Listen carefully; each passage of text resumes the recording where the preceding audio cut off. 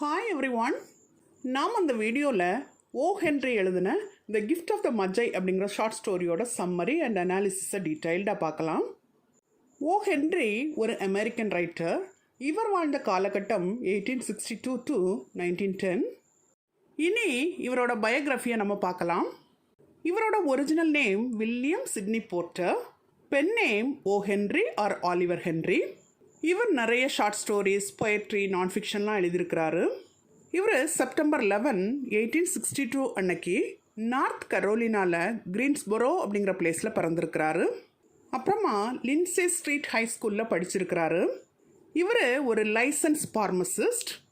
1894 the Rolling Stone அப்படிங்கிற ஒரு humorous வீக்லியும் ஸ்டார்ட் பண்ணியிருக்கிறாரு. 1894 ஃபர்ஸ்ட் நேஷ்னல் பேங்க் ஆஃப் ஆஸ்டனில் ஒர்க் பண்ணியிருக்கிறாரு. 1902 த நியூயார்க் சண்டே வேர்ல்டு அப்படிங்கிற மேகசினோட கான்ட்ரிபியூட்டராகவும் இருந்திருக்கிறாரு. The gift of the Magi, the ransom of Red Chief, the cop and the anthem இதெல்லாம் இவர் எழுதின இம்பார்ட்டன்ட் ஒர்க்ஸ். இவர் ஜூன் 5, 1910 அன்னைக்கு யுனைடெட் ஸ்டேட்ஸில் நியூயார்க் சிட்டியில் இறந்து போயிருக்கிறாரு. அப்போ அவரோட வயசு 47. இனி ஓ ஹென்ரி எழுதின த கிஃப்ட் ஆஃப் த மஜ்ஜாய் அப்படிங்கிற ஷார்ட் ஸ்டோரியை பற்றின டீட்டெயில்ஸை நம்ம பார்க்கலாம். இது ஒரு classic Christmas Dale.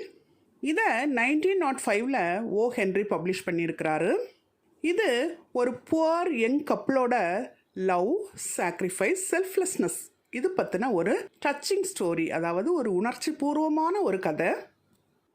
Early 1900s Christmas டைமில் நியூயார்க் சிட்டியில் இருக்கக்கூடிய ஒரு மாடஸ்ட் ஃப்ளாட் தான் இந்த ஸ்டோரியோட செட்டிங். இந்த ஸ்டோரியோட இம்பார்ட்டன்ட் கேரக்டர்ஸ் யாரெல்லாம் அப்படின்னா டெல்லா அண்ட் ஜிம். டெல்லா ஒரு டிவோட்டட் லவ்விங் ஒய்ஃப். ஜிம் ஒரு குவைட் ரெஸ்பான்சிபிள் யங் மேன். இவங்க ரெண்டு பேரும் ஒரு யங் கப்பு. ஒருத்தர் ரொம்ப டீப்பாக லவ் பண்ணுறாங்க. ஆனால் இவங்களோட வாழ்க்கையோ ரொம்பவும் ஏழ்மை நிலையில் இருக்குது, அதாவது வறுமையில் வாடிட்டுருக்குறாங்க. இவங்க ஒரு சின்ன ரூமில் தான் வாழ்ந்துட்டு வராங்க. இவங்களுக்கு குழந்தைங்க எதுவும் கிடையாது. இவங்களுக்கு சொந்தமாக எந்த ஒரு ப்ராப்பர்ட்டியும் கிடையாது. இவங்களோட வேல்யூபிள் பொசிஷன்ஸ் என்ன அப்படின்னா ரெண்டு தான். ஒன்று டெல்லாவோட லாங் பியூட்டிஃபுல் ப்ரௌன் ஹேர், இன்னொன்று ஜிம்மோட பரம்பரை கோல்டு வாட்ச். இந்த வாட்ச்சு அவனோட தாத்தாவோடது. தாத்தா யூஸ் பண்ணி அதுக்கப்புறமா அவங்க அப்பா யூஸ் பண்ணி இப்போ அந்த வாட்சை அவன் யூஸ் பண்ணிகிட்ருக்கிறான். டெல்லாவோட லாங் ஹேரும் ஜிம்மோட இந்த கோல்டன் வாட்சியும் தான் அவங்களோட வேல்யூபிள் பொசிஷன்ஸ். நாம் அந்த பிக்சரில் பார்க்குறோம் இல்லையா, டெல்லாவோட லாங் பியூட்டிஃபுல் ப்ரௌன் ஹேர், இன்னொன்று ஜிம்மோட வாட்ச். இந்த ரெண்டும் தான் அவங்களோட வேல்யூபிள் பொசிஷன்ஸ். இனி இந்த ஸ்டோரியோட சம்மரியை நம்ம பார்க்கலாம். அது ஒரு கிறிஸ்மஸ் ஈவ், அதாவது கிறிஸ்மஸ் பண்டிகைக்கு முந்தைய நாள். அன்னைக்கு மக்களெல்லாம் கிஃப்ட்ஸ் வாங்கி ஒருத்தருக்கு ஒருத்தர் பரிமாறிக்கொள்வாங்களாம். டெல்லா தான் கையில் இருக்கக்கூடிய காசெல்லாம் கவுண்ட் பண்ணி பார்க்குறா.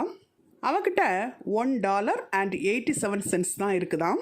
அதுவே அவள் மளிகை ஜாமான் வாங்கும்போதும் சரி, அல்லது வீட்டு உபயோகப் பொருட்கள் ஏதாவது வாங்க போகும்போது அந்த கடைக்காரர்கிட்ட பார்கெயின் பண்ணி சண்டை போட்டு விலையை குறைச்சி அது மூலம் கொஞ்சம் கொஞ்சமாக சேர்த்து வச்ச காசு தான் இது. டெல்லா இந்த காசை வச்சுக்கிட்டு தன்னோட ஹஸ்பண்டுக்கு ஒரு கிறிஸ்மஸ் கிஃப்ட் எப்படியாவது வாங்கி ப்ரெசென்ட் பண்ணணும் அப்படின்னு சொல்லி ரொம்ப ஆசைப்படுறான். அதனால் இந்த காசை எடுத்துகிட்டு கடைக்கு போகிறான். கடையில் போய் பார்க்கும்போது இவ கையில் இருக்க காசுக்கு எந்த ஒரு ப்ரெஷியஸ் கிஃப்ட்டும் இவளால் வாங்க முடியல. எல்லாமே கொஞ்சம் காஸ்ட்லியாக இருக்குது.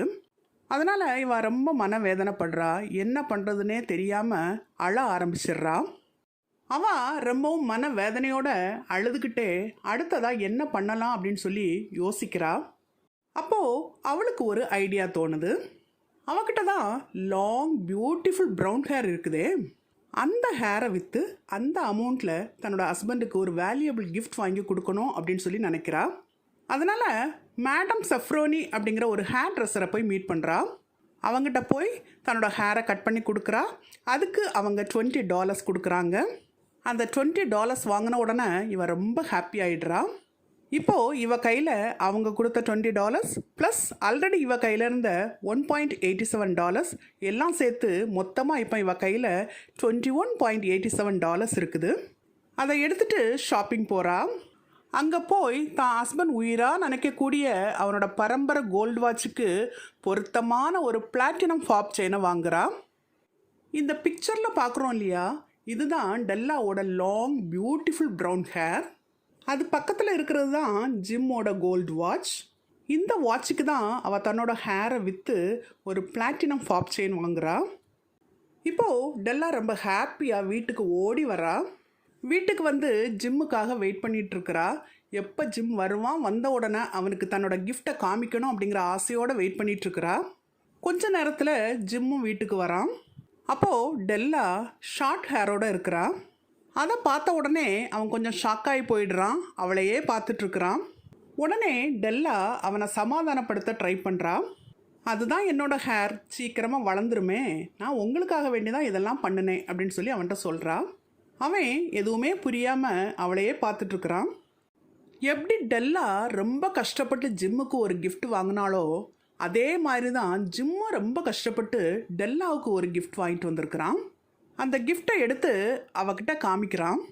அது என்ன அப்படின்னா, குட்டி குட்டி ஸ்டோன்ஸ் எல்லாம் வச்சு அலங்கரிக்கப்பட்ட டார்டாய்ஸ் ஷெல், அதாவது ஆமை ஓட்டில் செஞ்ச லாங் ஹேருக்காக வேண்டியே பிரத்யேகமாக தயாரிக்கப்பட்ட ஒரு செட் ஆஃப் பியூட்டிஃபுல் கோம்ஸ், அதாவது அழகான சீப்புகள். முன்னாடி ஒருக்கா ஷாப்பிங் போனப்போ டெல்லா இந்த கோம்ஸை அந்த கடையில் பார்த்து அதை வாங்கணும்னு சொல்லி ரொம்ப ஆசைப்பட்டிருப்பா. ஆனால் அதை வாங்குறதுக்கு போதுமான காசு இவங்க கையில் இருந்திருக்காது. அதனால் அதை வாங்காமலே வந்திருப்பாங்க. அதே கோம்ஸை தான் இப்போ ஜிம் வாங்கி டெல்லாவுக்கு ப்ரெசன்ட் பண்ணியிருக்கிறான்.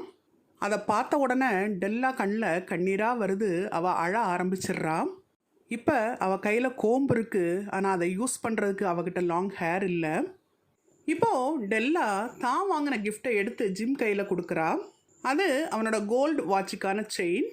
அதை பார்த்ததும் அவன் சிரிச்சுக்கிட்டே அவகிட்ட சொல்கிறான், நான் என்னோட கோல்டு வாட்சை விற்று தான் உனக்கு இந்த கோம்ஸ் வாங்கினேன் அப்படின்னு சொல்கிறான்.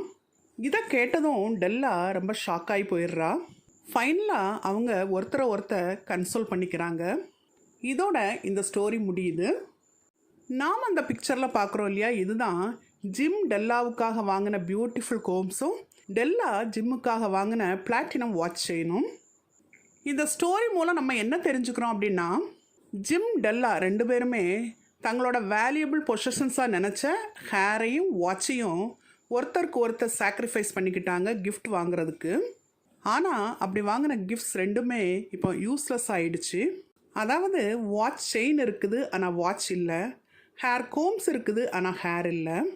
நரேட்டர் இந்த ஸ்டோரியை கன்க்ளூட் பண்ணும்போது என்ன சொல்கிறாரு அப்படின்னா, நிறைய பேர் கிஃப்ட்ஸ் கொடுக்குறாங்க வாங்குறாங்க, ஆனால் எல்லாத்தையும் பார்க்கும்போது இவங்களோட கிஃப்ட் தான் இந்த வைசஸ்ட் அப்படின்னு சொல்கிறாரு.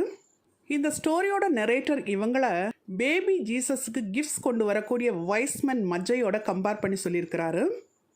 அது மட்டும் இல்லாமல் ஜிம் டெல்லா ரெண்டு பேரோட acts of love, sacrifice, selflessness இதெல்லாம் true spirit of gift giving அப்படின்னு சொல்கிறாரு. இந்த ஸ்டோரியோட மெயின் தீம்ஸ் என்னெல்லாம் அப்படின்னா, love and sacrifice, situational irony, poverty and contentment and selflessness. நாம் இனி இந்த ஸ்டோரியோட தீம்ஸ் பற்றி பார்க்கலாம். இந்த ஸ்டோரியோட first theme love and sacrifice. இந்த ஸ்டோரி மூலம் நரேட்டர் என்ன சொல்கிறார் அப்படின்னா, நாம் மற்றவங்களுக்கு கொடுக்கக்கூடிய கிஃப்ட்ஸ்லேயே கிரேட்டஸ்ட் கிஃப்ட் லவ் தான். இந்த ஸ்டோரியில் வரக்கூடிய ஜிம் டெல்லா ரெண்டு பேருமே ஒருத்தர் சந்தோஷமாக வச்சுக்கணும் அப்படிங்கிறதுக்காக தன்னோட வேல்யூபிள் பொசிஷன்ஸையே சாக்ரிஃபைஸ் பண்ணுறாங்க. அது அவங்களோட லவ்வை காமிக்குது அப்படின்னு சொல்கிறாரு. அடுத்தது சிச்சுவேஷனல் ஐரனி. இந்த ஸ்டோரியோட எண்டில் பார்க்கும்போது அவங்க ரெண்டு பேரும் வாங்கின கிஃப்ட்டுமே யூஸ்லெஸ் ஆகிடுது. ப்ராக்டிக்கலாக அந்த ரெண்டு கிஃப்ட்டுமே யூஸ்லெஸ்ஸாக இருந்தாலும் அவங்களோட லவ் அதை மீனிங்ஃபுல்லாக மாற்றிடுது. இந்த ஸ்டோரியோட அடுத்த தீம் பாவர்ட்டி அண்ட் கண்டென்ட்மெண்ட். இந்த ஸ்டோரியோட கேரக்டர் ஜிம் அண்ட் டெல்லா ரெண்டு பேருமே மெட்டீரியலி புவராக இருந்தாலும் லவ்வில் ரிச்சாக இருக்கிறாங்க.